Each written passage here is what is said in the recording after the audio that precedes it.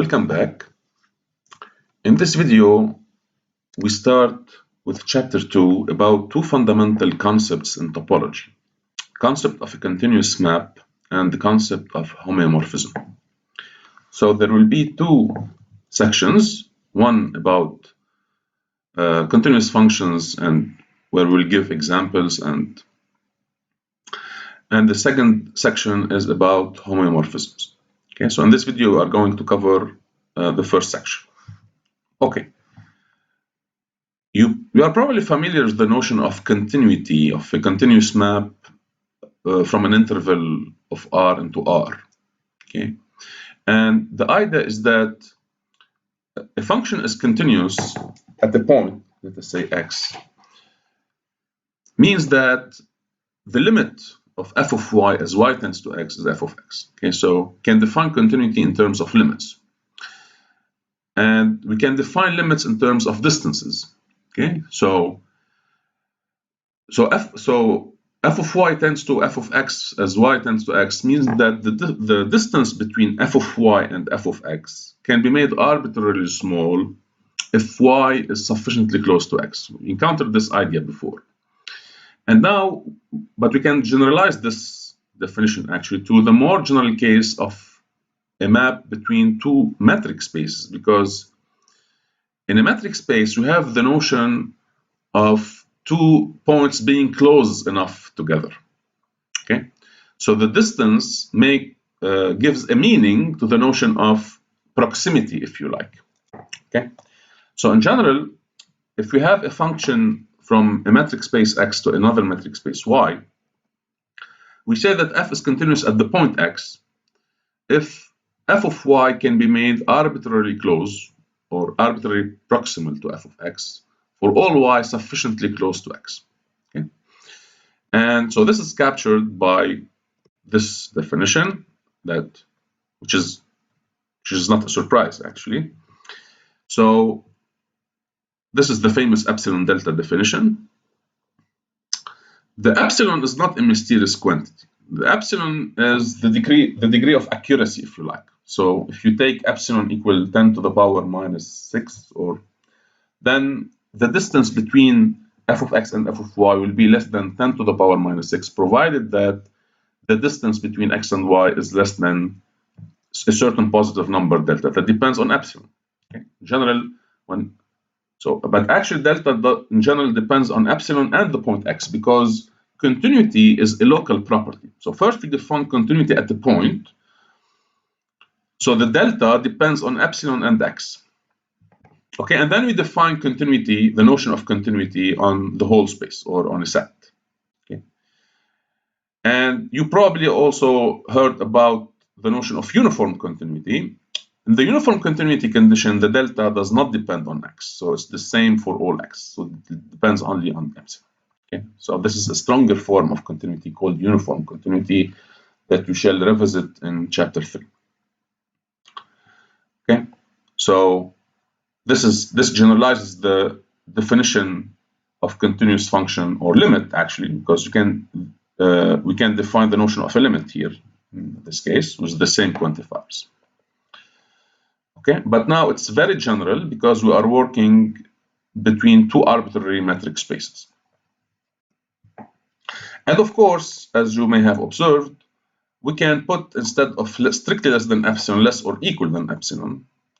Why? Because if it's strictly less, it's less or equal. And if it's less than epsilon or equal than epsilon, then it's strictly less than 2 epsilon. Okay, so if you have here 2 epsilon or 100 epsilon, and epsilon is arbitrary, then this is the same thing actually, it's equivalent. Okay, and here we can replace less than delta by less or equal to delta. So you can check that actually, but you cannot put epsilon equals 0 in the definition. Okay, so as a general example, any constant function between two metric spaces continuous. Why? This is really trivial, because if f is constant, f of x equal to f of y for all x and y. So the distance is 0. So of course it's less than epsilon. Okay, this is really trivial. So the identity map is continuous from a metric space to itself Why? Because in the definition we can take delta equal epsilon. Okay, so this is also trivial. Less trivial, if you have a metric space X and we fix a point A in the space, and we consider the function that to each X associates the distance between X and A. This function is continuous actually and uniformly, because if I write f of x minus f of y, or dxa minus dxy, we know from the second form of the triangle inequality that this term is less or equal than the distance between x and y. So if this is less than epsilon, then this is less than epsilon. So we can take delta equal epsilon in the definition. Okay. And more generally, if we consider the distance from a point to a fixed set, capital A, then this is also continuous, even uniformly, because we proved in an exercise of chapter 1 that the distance from x to a minus the distance from y to a in absolute value is less than the distance between x and y. So once again, you can take delta equal epsilon in the definition. Okay, and as you may know, all the elementary functions of calculus are continuous on their domain of definition. So what do I mean by elementary functions? I mean polynomials, rational functions, which are ratio of polynomials, logarithm, exponential, trigonometric, inverse trigonometric. All these are called the elementary function, and you usually prove their continuity, and even more, you prove their differentiability in a course in calculus. So I'm not going to repeat that. I may give one example actually, just to refresh your memory. If you like, try to prove that x squared, the function x squared from R to R, is continuous according to our definition. But it's not uniformly continuous. So the delta actually depends on epsilon and the point at which you are studying continuity. Okay, so, and the idea actually will be given later. So just to test your understanding, try to pause the video and prove that x squared is continuous according to our definition. So you write x squared minus y squared, or x squared minus x0 if you like. Okay, so here I took the point as x, so the other variable is y. So you can write y squared minus x squared as y minus xy plus x and try to see what happens. Okay, so enough for that. And now I'm going to give other characterization of continuity in this proposition. So if you have a function between two metric spaces and we consider a point x. By the way, I didn't say that continuity on a set means continuity at every point on this. Okay. So there's an equivalence between saying that f is continuous at the point x and the following condition: for every epsilon positive, there exists a positive number delta, such that the image of the ball of center x and radius delta under f is contained in the ball of center f of x and radius epsilon. Okay. And this is restated actually in terms of neighborhoods, if you like. So this is equivalent to saying that for every neighborhood v of f of x, we can find a neighborhood u of x whose image under f is contained in v. Okay. So f maps a neighborhood of x into a neighborhood of f of x. Okay. And this is important actually. I'll tell you why in a moment. And we have the familiar notion that we call sequential continuity at x. So a continuous function transforms or takes convergent sequences into convergent sequences. So if xn converges to x, then f of xn converges to f of x. This is what we call in general sequential continuity. And in metric spaces, it's equivalent to continuity. Okay, and you have a slightly different version of this sequential continuity. It's if we know that for every sequence converging xn converging to x, there is a subsequence xnk whose image under f converges to f of x, then this condition is equivalent to continuity. Okay, so maybe you encountered that before, but I'm going to do a circular proof. So 1 implies 2, implies 3, implies 4, implies 5, implies 1. Okay.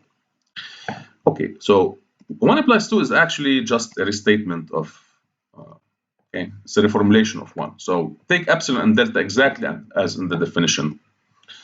And how do I prove that f of this ball is contained in this ball? I take an element here and prove that it's here. So I take an element y in the image of the ball. So what does this mean? It means that f is equal to f of an element z in the ball. by definition of the image of the direct image of a set.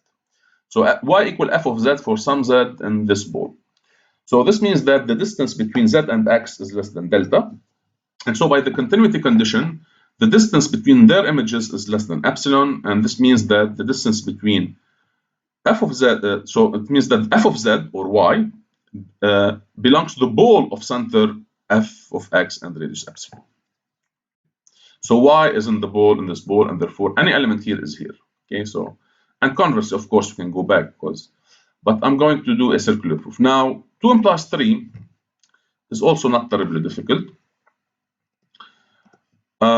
Okay, so consider an arbitrary, I should call it v actually, not u. So let v,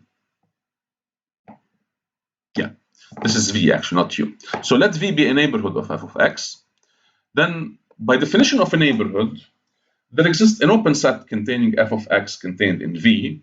And this open set, by definition of an open set, contains a ball. Okay, so a neighborhood in a metric space always contains a ball. Okay, and I call this ball of center f of x and radius epsilon. Okay. Now, okay, so I take delta as in condition 2. So the delta corresponds to the epsilon. And I take as u the ball to be the ball of center x and radius delta. Okay. Then, of course, u is a neighborhood of x. And f of u is f of this ball, which is by assumption is contained in the ball of center f of x and radius epsilon, and this is contained in v. Okay, so I found a neighborhood u of x whose image under f is contained in v. So this is v. Okay, so this is, and of course you can go back actually, because so the idea is that any neighborhood of a point contains a ball, and any ball is a neighborhood of the center. Okay, so 3 plus 4, not terribly difficult, straightforward. So we take a conversion sequence xn converging to x, and we consider an arbitrary neighborhood v of f of x. Okay, so I use condition 3. So I can find a neighborhood u of capital U of x whose image under f is contained in v.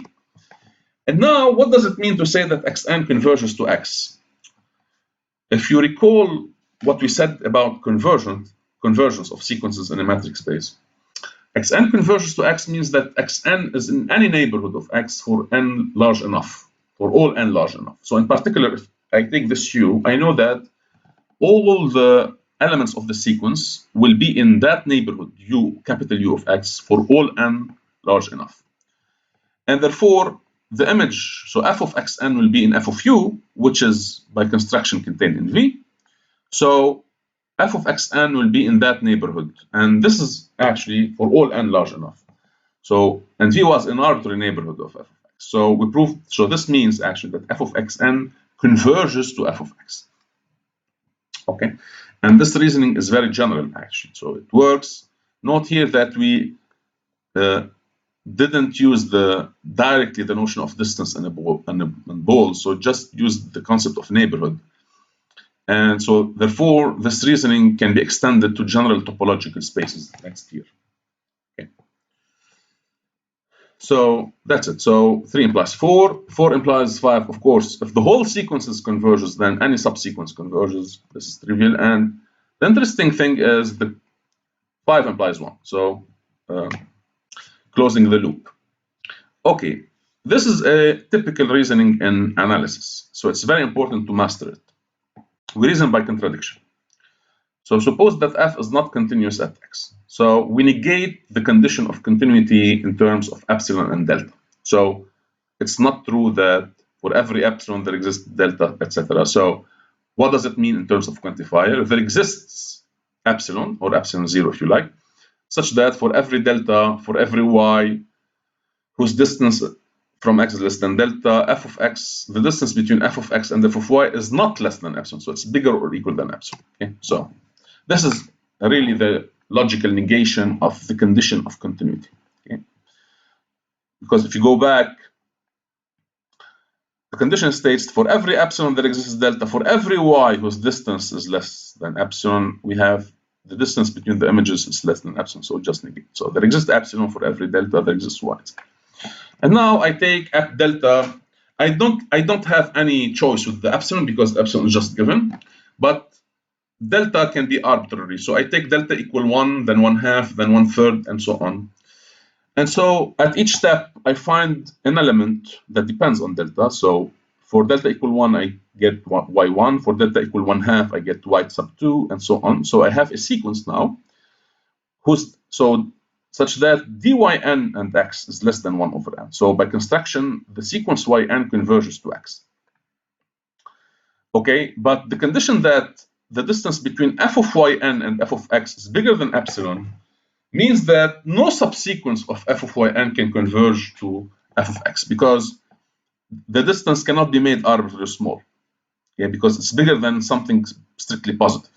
Okay, if there exists, can reason also by so if a subsequence, let us say zn of yn converges to f of x, then I should get here f of z and f of x, the distance between the two, less than any positive number. In particular, can make it less than epsilon over 2. So I get epsilon over 2 bigger than epsilon, and so this is impossible.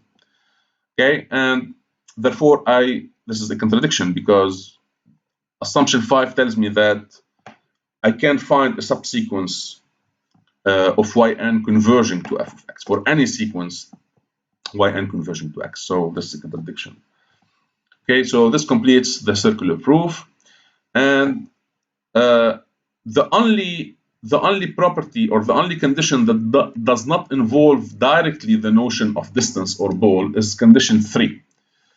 And so you will take next year condition 3 as the definition of continuity of a map at the point x between two general topological spaces. Okay, because this condition involves only neighborhoods, and as we said, the notion of neighborhood depends only on the notion of an open set. So when we are given a topology, a collection of open sets, we can define the notion of neighborhoods and therefore the notion of continuity. Okay, we don't need to. So this is why if you encounter this next year, don't be surprised. So now you know where this definition, this condition comes from. Okay? It comes from the familiar epsilon delta condition, which really translates the fact that f of y can be made arbitrarily close to f of x as y tends to x, or the limit of f of y as y tends to x is f of x. So, okay, so this is just a precise mathematical translation of the intuitive notion of a limit. Okay. Okay, so yeah, so this is, I said this remark, and now, as I said it before, but I repeat it now, continuity on a space or on a set means continuity at every point of the space. Okay, so we first define continuity at the point, and then we define the notion of continuity everywhere. So continuity is by definition a local property. Okay, it depends really on the point x, on the behavior of the function in the neighborhood of the point x. Okay, so what happens far from x doesn't influence continuity at that point. Okay, and now we have a very important theorem giving two other equivalent conditions of continuity on a space or on a set. So if you have now a function f between two metric spaces, then saying that f is continuous on x, which means that f is continuous at every point of the space capital X, is equivalent to saying that the inverse image under f of any open subset of y is an open subset of x. And this is also equivalent to saying that the inverse image under f of any closed subset of y is closed in x. And it's very, very important to be precise here. Don't confuse inverse image with direct image. It's very, very, very important. Students often confuse these two things. The inverse image lies in the source space, whereas the direct image lies in the target space. And these two spaces can be different. Okay. Now, if the direct image, you can ask the question, what is the direct image of an open set? Okay, if the direct image of an open set is an open set, we say that the map is an open map. We say that the map is open. Okay, And this condition is very different from the condition of continuity. Okay, so continuity and openness are very different. Okay, so let us first prove this. Why this is so? So we'll prove that 1 implies 2, 2 implies 1, and of course 3 is equivalent. 2 is equivalent to 3 just by set theory, because we can take complements. Because as you know, a closed set is the complement of an open set, and vice versa. So 1 implies 2. How do I know that? So consider an open set O in Y. If it's empty, there's nothing to prove because the inverse image of the empty set is empty. So of course it's open. So we assume that, okay, or if you like, we can, how do I prove that f minus 1 is open? I prove that f minus 1 is a neighborhood of x. Okay, so I take an element x in the inverse image, and I want to find another open set containing x and contained in f minus 1. Okay, this is classical results. Okay. So we consider an arbitrary element small x of the inverse image. What does this mean? This means that the image of x belongs to O. Now O is an open set, so it's an open set containing f of x. Therefore, it's a neighborhood of f of x. Continuity implies that there exists a neighborhood that I call U. So I take here instead of O, instead of V, I take O. So I can find a neighborhood capital U of small x whose image under f is contained in O. Okay? And I know from set theory, from exercise 0, that U is contained in the inverse image of the direct image. And this inclusion is really straightforward. We formulated it in the beginning of this code, in chapter 0. And this is really, how do I prove that? And I take an element here, prove that it's here, and this is really something straight. So take an element z here, then by definition, f of z is an f of u. And therefore, z is an f minus 1 of f of u by definition. So this is really something trivial. So now the other way around, we have to inverse. So f of f minus 1 is contained in the set. But f minus 1 of f of u is contained in f minus 1 of O because f minus 1 conserves inequality. So okay, now we may have equality here, but in general, we have equality if f is injective. Okay. So we found now an open set U, a neighborhood. Okay. U is a neighborhood of x contained in f minus 1 of O. So this means that f minus 1 of O contains a neighborhood U of x. Therefore, it's itself a neighborhood of x. But since x was arbitrary, this precisely means that f minus 1 of O is open. Okay. Now, 2 implies 1. We take an arbitrary point x in the space, and an arbitrary open neighborhood. You can always take neighborhoods to be open. It's not a big deal, as we know. So we have to prove, what do we have to do? We have to find a neighborhood capital U of x whose image under f is contained in V. Okay, so we just take U to be the inverse image of V. If V is open, then condition 2 tells me that U is open. So U is a neighborhood of x. And f of U is f of f minus 1 of V. And as you know from set theory, f of f minus 1 of V is contained in V. And you have equality if f is surjective, but you don't need equality. Okay. So that's it. So we found a neighborhood capital U of x whose image is contained in V. So this means that f is continuous at x. And since x was arbitrary, this proves that f is continuous on the whole space.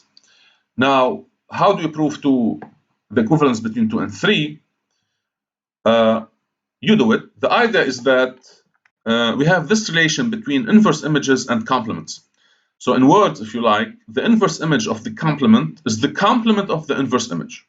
And this is a classical result in set theory that I mentioned in chapter 0. So maybe if it's easier for you, split the equivalence into 2 implications. So prove that, just have to write it. So, but this is the idea. Okay.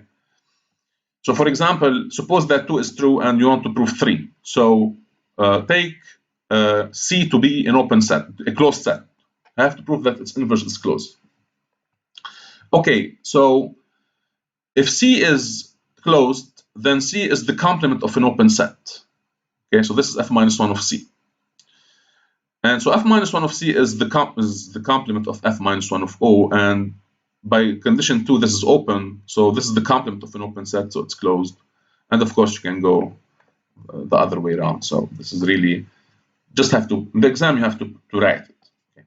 So train yourself in writing simple but correct proofs. Okay, so corollary, a very important practical criterion for knowing when a set is open or closed using the continuity.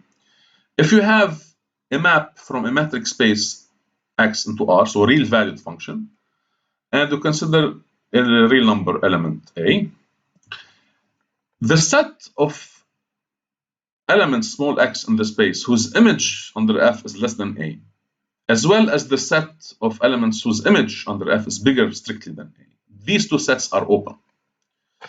And if we replace strict inequalities by large inequalities or by equalities, we get closed sets. So this is really a very practical criterion for determining the openness or closeness of sets using continuity. Why this is so? It's very easy actually, because for example, if you look at the first set is by definition the set of x such that f of x belongs to the interval minus infinity a. And this is actually the inverse image under F of the open interval minus infinity A. So, but according to what we said, the inverse image of an open set under a continuous map is an open set. And for large inequalities, we get a closed interval. So recall that this is, even it's not closed in minus infinity, but it's closed in R. Okay, because its complement is open, because the complement of this is the open interval A plus infinity. So this is the inverse image of a closed set under a continuous map, so it's closed. Same thing for here, this is A plus infinity, we did that. This is A plus infinity closed. This is actually the singleton A, this is the inverse image of the singleton A, and a singleton is closed in R. Okay, so now we have another proof that open balls are open sets and closed balls are closed sets. Why? Because you have just to consider the distance function. So for example, fix A, and now A is not in R here, A is in this space, so just maybe it's better if we call this alpha, okay, not to confuse this A with this A. Okay, so now here A, so the ball of center A and radius R, or I should take here R if you like. Okay, so the open ball of center A and radius R is the set of X who's such that dxa is less than R. So we have something like that. Okay, we take R here. So it's the inverse image of an open interval, so it's an open set. And same thing for the closed ball. And the complement of the closed ball is also an open set because we have a set like this. So maybe to avoid confusion, just replace A here by R. It's better. The complement of the open ball is also closed because we have thing, and the sphere is always a closed set. Okay. Now, let us record some fundamental properties of continuous functions or compositions of functions. Okay, so the following result actually is something expected, because if in physics you study conservation of energy or conservation of mass, in mathematics or in topology especially, you may study conservation of continuity. So you can see this next result here as a theorem on the conservation of continuity. So first result is that if I compose together two continuous functions, the result is continuous. Okay, this is something that we expect. If we restrict a continuous function to a smaller domain, then the result is continuous as well. If we take the inclusion map from a subset of X, okay, this is just the identity restricted to a subset. Okay, so the identity is continuous, the inclusion map is continuous. And if we restrict the domain of f to its target, then we also get something continuous. So this is really something that we expect. So it's not really something, don't be surprised. Okay, so, but we have to prove that. So what do you really mean by composition? So this, I stated the results just in words because it's better to understand them. But what you have to prove is that if you have a function mapping x to y, not necessarily surjective, so we have f from x to y and g from y to z. So I have to take g of y, g circle f. Okay, so I first take f and then g. So why is g of f continuous? I use the previous proposition. So the inverse image under this map of an open set of z is an open set of x. So, but the inverse image, as you know, of g of f is f minus 1 of g minus 1.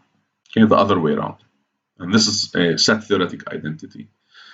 So if O is an open subset of Z and G is continuous, then G minus 1 of O is an open subset of Y. And since F is continuous, its inverse image of this set is open. So that's it. Okay, straightforward. Now, why the restriction? This is actually a consequence of the definition of the subspace topology.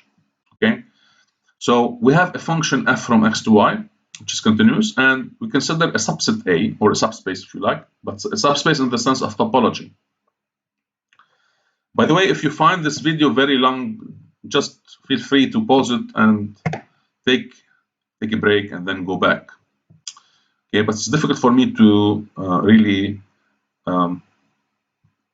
to break the flow of ideas. Okay, so I will continue even if it will be a little bit lengthy. So we have to prove that the restriction of f to a, that I denote by this symbol, is continuous. So, which means that I have to prove that the inverse image under this restriction of an open set of y is an open set of a. Okay, here we have to distinguish actually between open sets of x and open sets of the smaller space capital A. So I take an arbitrary open subset of y, and what is the inverse image under the restriction of f to a of O? As you may check, this is just from set theory. This is precisely the intersection of a and f minus 1 of O. Okay, this is just a set theoretic identity. Okay? Even if O is not open, this is true. How do I prove that? Equivalence or double inclusion. Okay, because a point is here x, let us say. If x is in A, because the point is in the source space of this, and the source space of this restriction is A. So a point here is necessarily in A, and its direct image under this is in O, but the direct image is just f of x. So that's it. So if O is open in Y and f is continuous, then this is open in X, and therefore the intersection with A is not necessarily open in X, but it's open in A according to our definition of openness in A.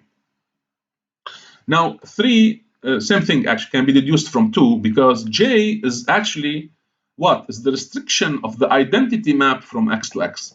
Okay, and the identity map is continuous, so its restriction is, or you can do the same reasoning, okay, and say that the inverse image under J of O is just A intersected with O, so this is an open set of A.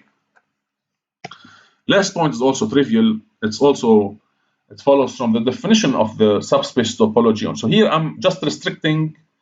In 2, I restricted the domain. In 4, I restricted the target space from a whole space Y to a smaller. Okay, but this is really the smallest subspace that we can put, because f of x should be here. Okay, so I take an open set of f of x in this new target space, and I know that O can be written as the intersection with f of x and with an open subset O prime of y. So this is the subspace topology. Okay, but as you may check, O and O prime have the same inverse image under f, as you may check. Okay, how do you prove that? Double inclusion. You take an element here to prove that it's here and vice versa. Of course, O prime is bigger than A. Therefore, we have already one inclusion. Okay, but this is also actually a set theoretic identity. Okay, and since f is continuous as a function from x to y, then f minus 1 of O prime is open in x, and therefore f minus 1. So this is really something. Okay, the next conservation of continuity result that should not be a surprise for you. If I consider two real valued functions, so functions from a space x into R, the sum of two continuous functions, the product of two continuous functions is continuous. So continuity is conserved not only by composition, by restriction, but also by sums and products whenever these are defined. So this is why I assume that the functions are real value. They take values in R. The inverse of continuous function is continuous whenever it does not vanish, of course. And so this is also something expected. It's a good exercise, actually. Try to do it on your own, okay? Because I think you encountered these ideas in the first year calculus course. But here, it's the same idea, but in a more general context. Instead of considering a function from R to R or from Rn to R, I may consider a function from a metric space to R, and even a function from a topological space into R. Okay, but so this illustrates, if you didn't really understand last year these arguments, it's a good time to understand them now. Okay, so consider two continuous functions f and g from a metric space X into R. So here R is equipped with the usual distance, which is just the absolute value. I have to prove that f plus g is continuous according to our definition at x0. So let epsilon be given. Continuity of f at x0 means, according to our previous discussion, means that I can find a neighborhood capital U1 of x0 such that the distance between f of x and f of x0 is less than epsilon over 2. Now, this epsilon over 2 is not really important. You can put epsilon, actually. Okay, but I will tell you why I chose epsilon equal epsilon over 2 instead of epsilon. But same thing. And similarly, I write the continuity condition of g at x0. Okay, so now I have these two inequalities, and I just need to add them. So this inequality is true if x is in U1, and this inequality is true if x is in U2. So if I want them both, I have to take x in the intersection. So if I take x to be in the intersection, I just use the triangle inequality. The distance between, so this absolute value is less than this plus this. So it's less than epsilon over 2 plus epsilon over 2, and so I get precisely epsilon, provided x is in the intersection.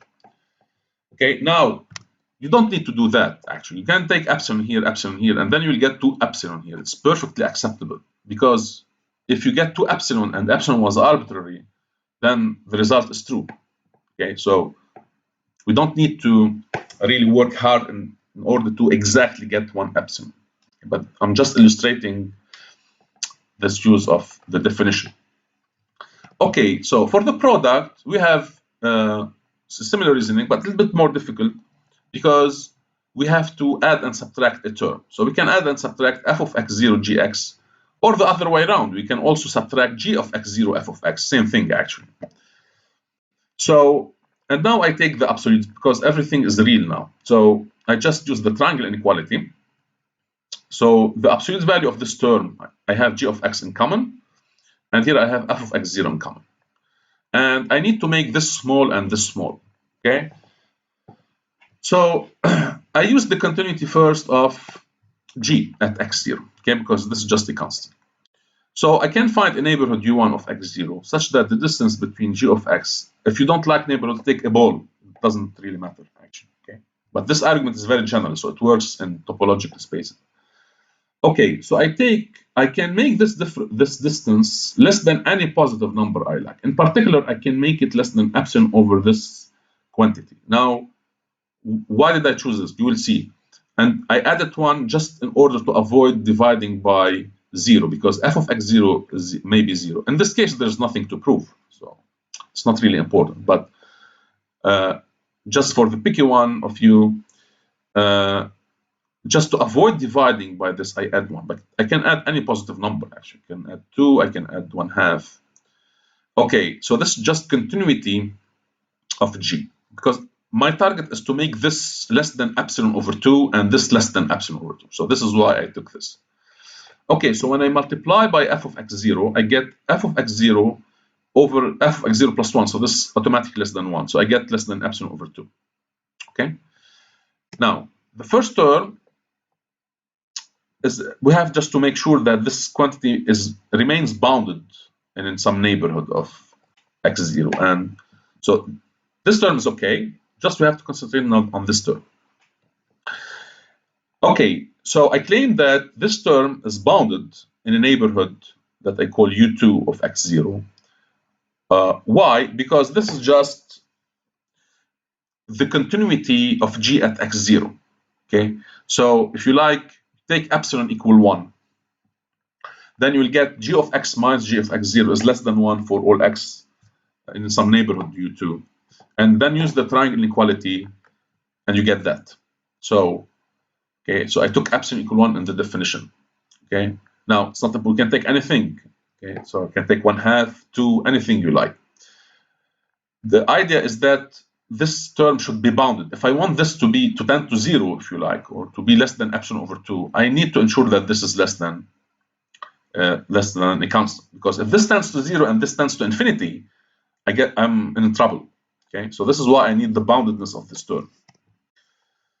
Okay, and now I use continuity of f at x0, so I can make the distance between f of x and f of x0 less than epsilon over this quantity. And so when I multiply by g of x, I get g of x over this guy is less than 1.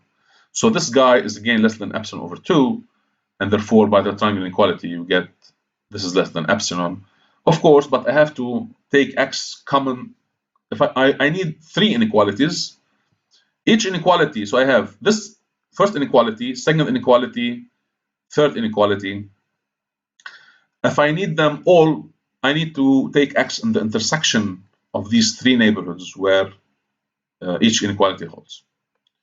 Okay, so this is the neighborhood of x on which the distance between f of x, g of x, and its value at 0 is less than epsilon. Okay. Now the inverse is something really similar. So we start by writing 1 over f of x minus 1 over f of x0 and reduce to the same denominator. Now, of course, I have to assume that f of x0 does not vanish because 1 over f is not defined. And now, if f of x0 does not vanish, then the absolute value of f of x0 is a positive number. And I take epsilon equal f of x0, an absolute value over 2 in the definition. And then I get a neighborhood u1 of x0 where the distance is less than this epsilon. Okay? And so in particular, if I use the second form of the triangle inequality, or if you like, you can write f of x minus f of x0 is between minus this guy and this guy. So it's easy to see that an absolute value f of x is bigger than absolute value of f of x 0 minus this guy, which gives me this. So this is really an important idea. So it tells me that if f does not vanish at a point, then and it's continuous, then it does not vanish on a neighborhood of that point. Okay. So now if I multiply by f of x0, I get f of x0 squared over 2.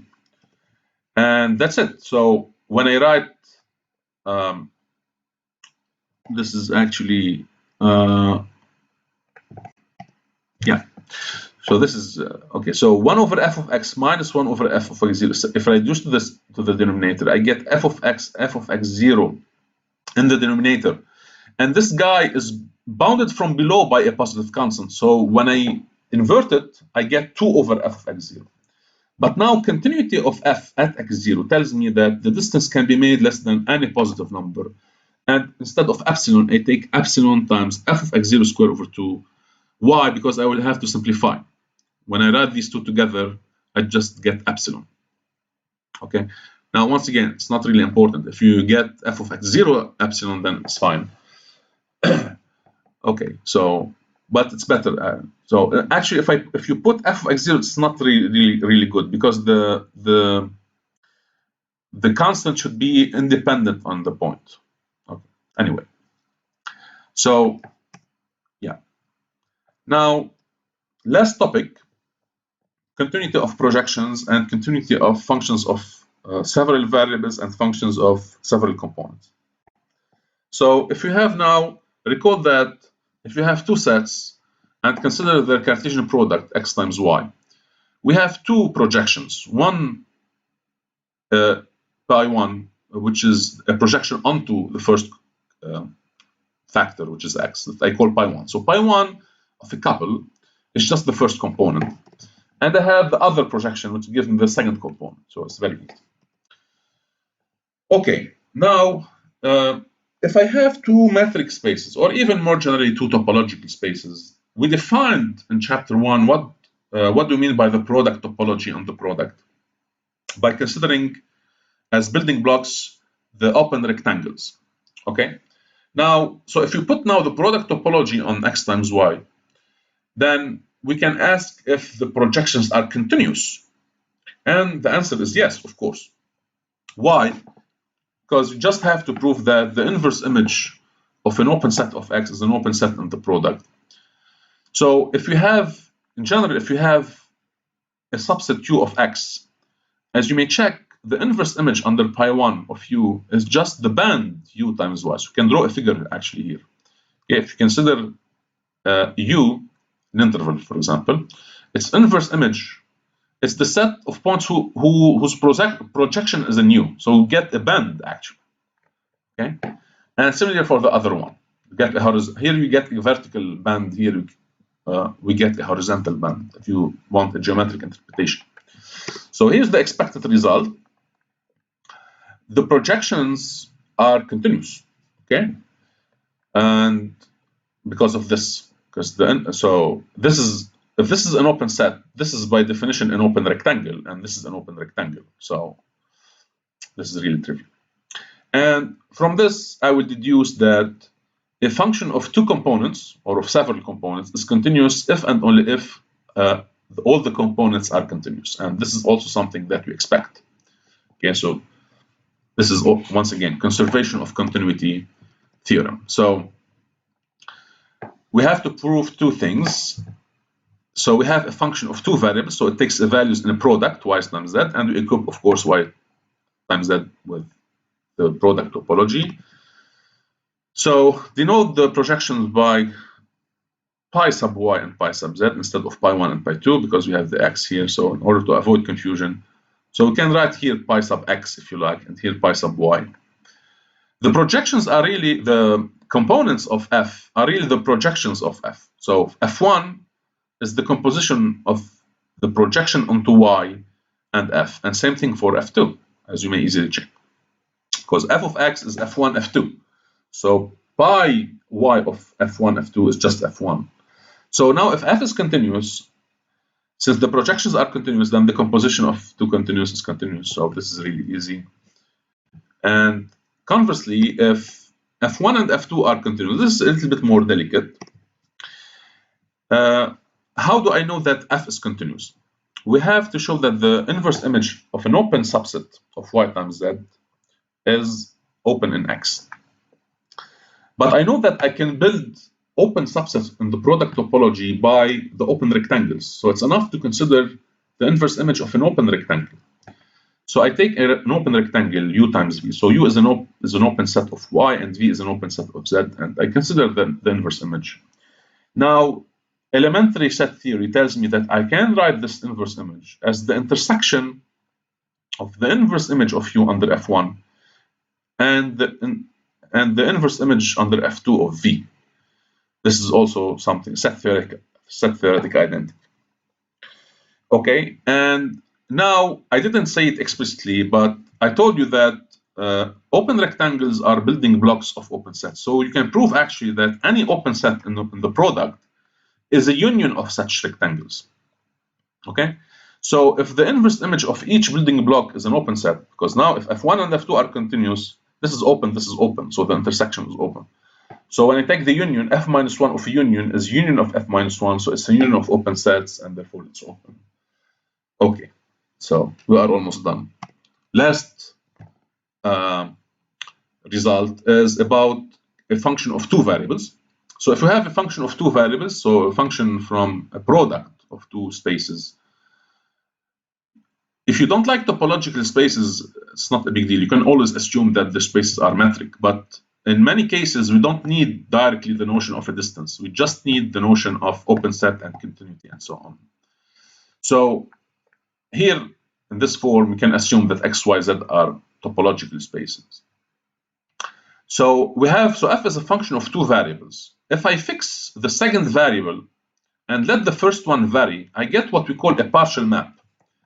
Okay, and this map is a function from capital X to Z, and vice versa. If I fix the first one and let the second vary, I get the other partial map.